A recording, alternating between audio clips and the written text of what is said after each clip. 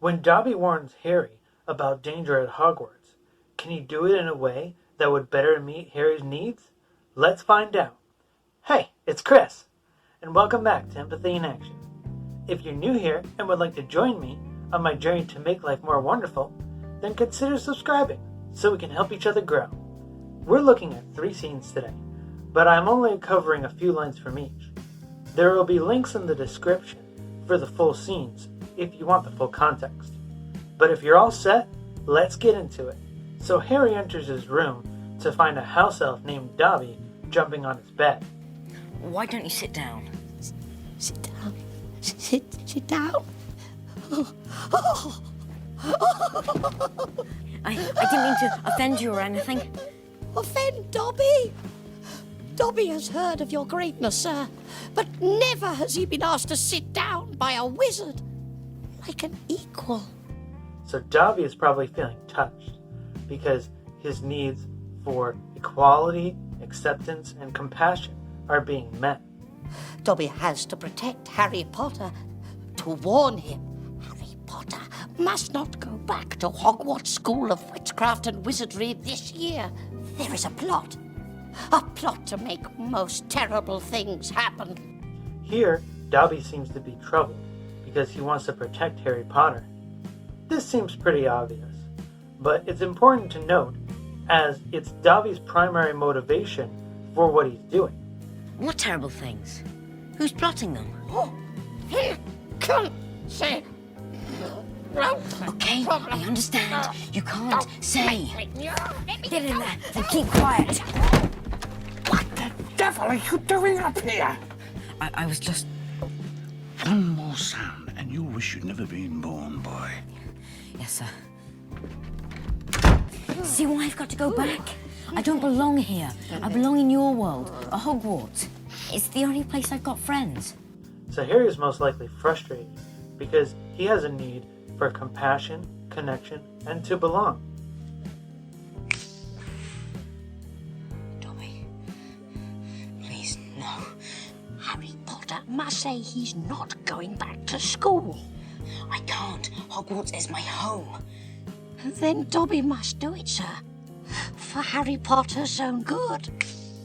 Dobby is probably doing this out of his need to protect Harry, but it isn't in harmony with Harry's need for compassion and maybe understanding for his other needs.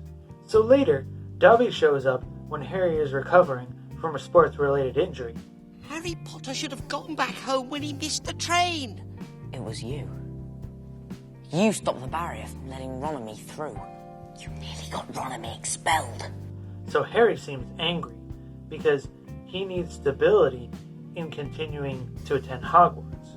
Dobby thought his bludger would be enough to make Harry Potter see that Your bludger? You made that bludger chase after me? Dobby feels most aggrieved, sir.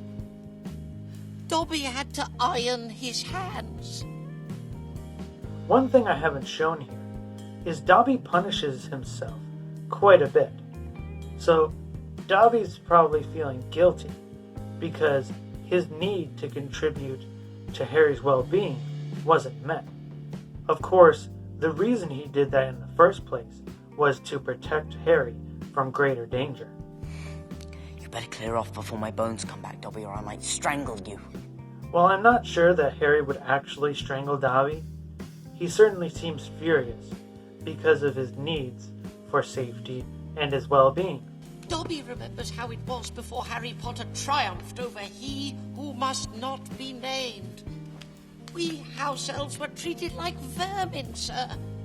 Of course, Dobby is still treated like vermin.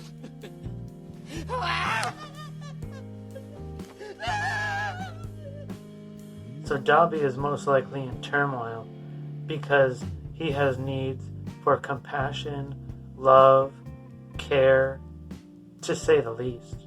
Why do you wear that thing, Dobby? This, sir, 'tis a mark of the house elves' enslavement. Dobby can only be freed if his master presents him with clothes.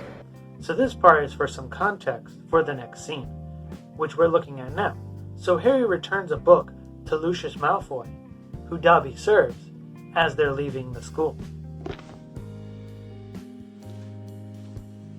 Come, Dobby. Open it. Dobby? Master has given Dobby a sock. What? I didn't... Master has presented Dobby with clothes. Dobby is free. So I'd say Dobby is feeling blissful because his need for freedom was met. Harry Potter freed Dobby.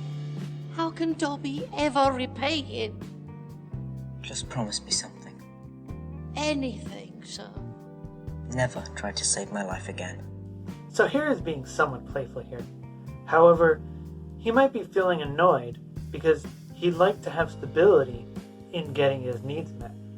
And now, let's go over the unmet needs that I guessed.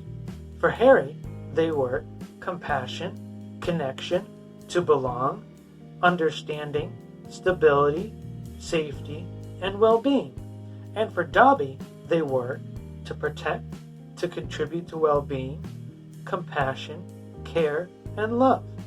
And for anyone wondering, I intentionally skipped over Lucius, as I don't feel quite ready to empathize with him yet.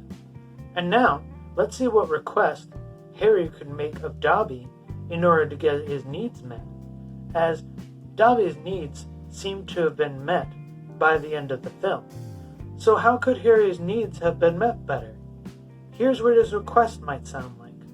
I hear you're deeply concerned about my well-being. However, I'd really like some understanding and consideration for my other needs. I'd like to express those needs to you and for you to tell me what you heard me say. Is that okay? This is just a starting point, but hopefully it can help them come to an agreement to what Harry could do to meet both their needs. So, what do you think? Could Harry have gotten what he was needing more easily this way? Let me know below. Also, there's lists of feelings and needs in the description if you'd like to compare them to what I guessed. If you want more empathy, make sure you subscribe, and I hope to hear from you soon. Take care of yourself. Bye.